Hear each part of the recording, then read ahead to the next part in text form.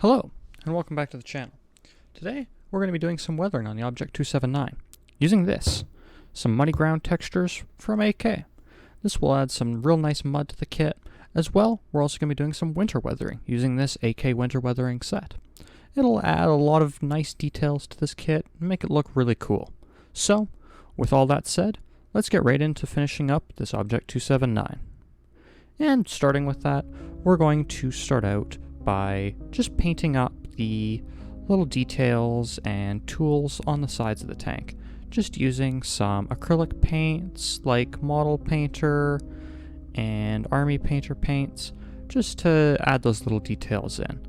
And those are pretty simple, so we'll move right on to finishing weathering the tracks that we started doing in the last episode. Now, I just took some lighter rust effects textures from AK and sprinkled them on with a brush. Then, once they're all sprinkled up and looking nice, I'll just be gluing them onto the sides of the kit with some super glue here.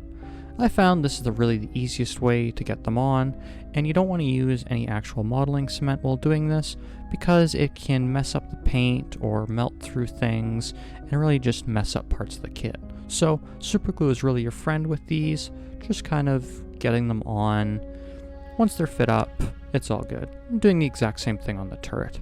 Now, once that's done, we're going to be moving on to weathering up the tow cable that comes with this kit. Now, in the previous episode, I painted this a nice dark green, just so it's a nice base coat, and then I coated it with the rust textures that I used on the tracks, as well as all of the other kits doing rust textures. And I just put those on, making sure it's all nice, and really fitting it up well onto the kit, where it looks like how a big heavy-duty tow cable like this would actually work. And so, with that, that's all the little additions and tools to the kit, and we can move on to the mud texture. This was honestly really fun doing it. It's the first time I've used any real heavy mud textures with this kind of stuff and doing this, and it was really nice.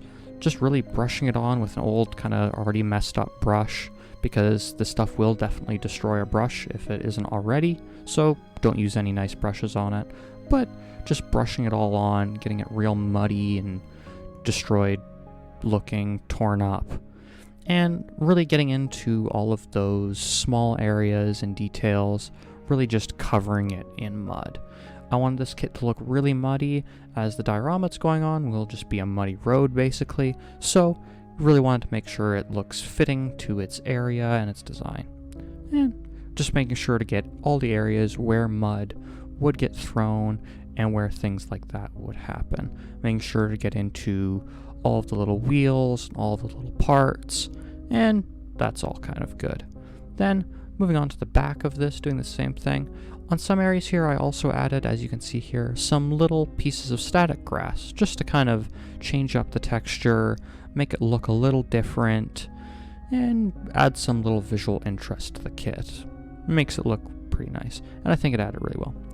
Now, this is a little thing I added to the kit that I thought was kind of nice. This is one of the figurines I'll be painting up in the next episode to do with this kit and its diorama, but I just coated its feet in some mud and kind of put them on the kit as if someone with some very muddy shoes had climbed up onto the tank to get into it. Now, this can happen in real life. It doesn't happen very often because tankers aren't usually getting in and out of their tank in service like this, but I thought it was a nice little feature thing to add to the kit. Then, we're going to be moving on to the single water slide decal that will be going on this kit.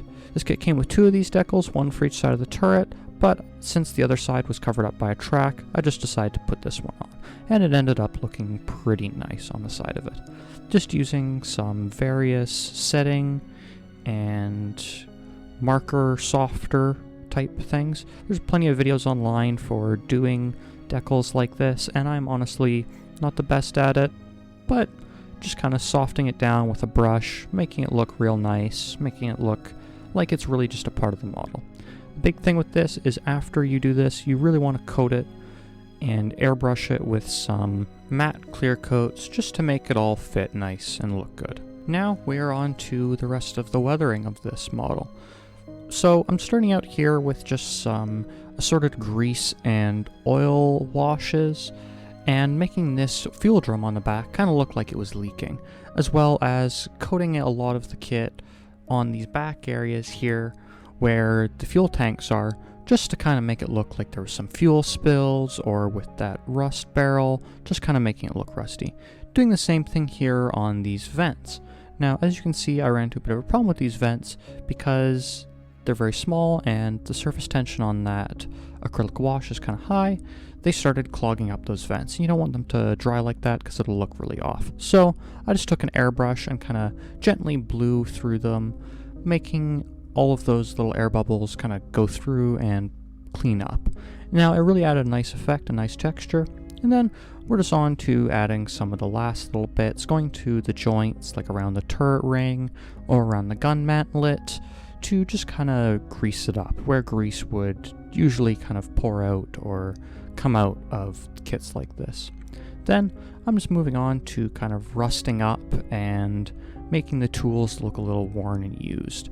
They were painted alright, and with these, it came out alright. I think in future though, I'm definitely going to go back to painting them off of the kit, but they looked good on this. And then we're on to that snow texture. So here I'm just using some snow texture from AK, just comes in a little bottle, and you just kind of brush it on, brushing it all over the model in areas that snow would tend to accumulate on, and that kind of thing would happen. Now, you really want to be kind of careful with this stuff because it can spread pretty easily and go in, but overall it's a pretty pleasant experience. It just kind of brushes on and goes in, and it is just thinnable with water, so if you do get too much of it, you can kind of just brush it off and wipe it down. But this stuff looks pretty nice once it's dried up. It pretty well looks like some nice fresh snow, but because that's not completely what we're doing with this kit, we're not wanting it to look like nice fresh snow, we're wanting it to look muddied up. After we're done with this, we are going to add some weathering details and other washes over top of this snow. But for now, we're just going to get all the snow pushed into all those cracks and crevices and really get it good, making sure we get into all the areas that snow would accumulate. And of course doing all of this same thing again on the turret of the tank, really getting into all those little hard to reach areas and areas that snow would really accumulate in on a real tank when it's in service and stuff, especially in deep boxes and stuff like you see here, where snow would really pile up and there's no real way for it to move out or get pushed away. And same on little hatches and latches where blowing snow would tend to accumulate and get kind of blown up and pushed into. And of course, with that, moving on to the tracks as well. Those have a lot of areas and a lot of small cracks and areas that snow would get into, so really want to make sure to get in there. The method I used for these was really just kind of going over it really nice and easily, and then pushing the snow in with the brush afterwards, after it's set up a little bit and kind of dried so it has a little bit more of a form to it. With that, we're pretty much done adding all of the snow to this kit. So we're going to go on to painting up some of the little details here. I'm just painting the little gun barrel on the side of the tank black, as well as making kind of these exhaust ports look all sooted up and kind of dirty. Usually I would do this with an airbrush, but this time I decided to use just a very watered down acrylic based paint to just kind of do a wash type of thing. I don't know how it turned out, doing the same on the gun barrel of course. I don't know if I preferred this method over using an airbrush. An airbrush really gets the kind of dusty look to it, but I think this looked pretty good as a dirty look to the kit. Now, because the snow effects kind of covered up that leaky barrel spot I made before, I'm just going over it again with that same oil texture I had before, making it look like the leak is still there and it's kind of leaking over all of that snow, making more mess and stuff. And then I'm going to start adding some of this winter streaking grime from AK. This stuff is really nice. I just kind of covered the entire kit with it, really dirtying it up, making it all like that. And then after it's kind of dried, taking a brush with just a little bit of some paint thinner or white spirits and just kind of blending it into the kit, making it nice and blended in. Then for the bigger areas of the kit, I took a large brush and just kind of did a bunch of stripes down the side of the kit. And of course, once those stripes were dry, went back and did the exact same thing with a more messed up brush, with a bit of a fuzzier one, and just kind of went after it. And you can see starting to do that here. Taking those white spirits and paint thinner and just really getting into the kit and washing it so it really just gives it a general muddied look.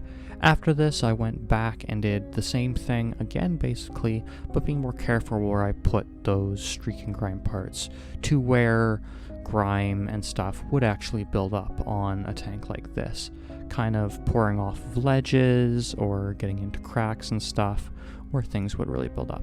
And of course, with this entire kit, doing the exact same thing with the turret, adding those kind of tiger stripes that come down from all of the cracks and areas where liquids would accumulate and then run off the tank. And then of course, going back and just messing them up and blending it all in so it doesn't look like this tank has tiger stripes. It just looks very dirty. And that's pretty much all for this winter streak and grime that I did. I think it came out really nice. I'm definitely going to keep using it. Another really good product from AK. Then, as a final bit to kind of finish up the winter weathering on this kit, I took a very watered down white paint and really just kind of meshed it in there, making it a very, very thin whitewash. And this just kind of gives the whole tank a cool and icy aesthetic. After all that, just went in and airbrushed it all with matte paint, like I said before, making sure to really get it nice over top of the turret area. Then, the real major part of this, adding some very heavy clear coat to those tracks and lower areas to make that mud once again look like it's really just wet and still new fresh mud and not dried up like how the AK stuff dries. I think it came out really well. So there we are, the final Object 279. Now this isn't going to be the last part in this series because in the next episode we're going to be doing some figurines and we're also going to be doing a full diorama for this kit in later episodes. But I think how the kit itself came out is really nice. I think it looks really cool with all of that kind of wet mud texture to it. You can't really see much of the snow anymore because of all that winter grime, but oh well. Let me know what you think of it in the comments. Remember to like and subscribe, hit that bell icon, and follow my Instagram if you really want to see some updates of this. But that'll be all. Enjoy the close-up shots, and see you in the next one.